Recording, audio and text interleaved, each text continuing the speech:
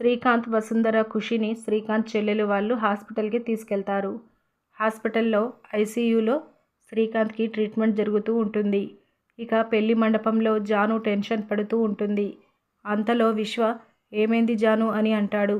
అప్పుడు జాను శ్రీకాంత్ గారికి యాక్సిడెంట్ అయిందట అని బాధతో జాను విశ్వతో అంటుంది. జాను వాళ్ళ పెద్ద అక్క ఆ విషయం విని గట్టిగా అరుస్తూ అమ్మా నాన్న శ్రీకాంత్ గారికి యాక్సిడెంట్ జరిగిందట అని గట్టిగా అరుస్తూ చెప్తుంది.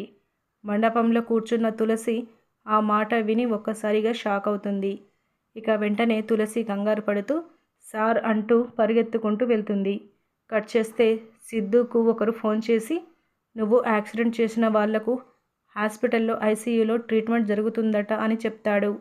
సరే నేను వెళ్తాను అని సిద్ధు ఫోన్ కట్ చేసి హాస్పిటల్లోకి కంగారు పడుతూ వెళ్తాడు. ఇక తులసి, సిద్ధు ఒకేసారి హాస్పిటల్లోకి శ్రీకాంత్ వాళ్ళని చూడటానికి వస్తారు.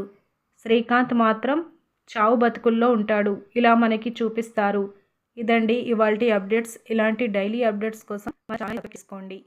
Thank you.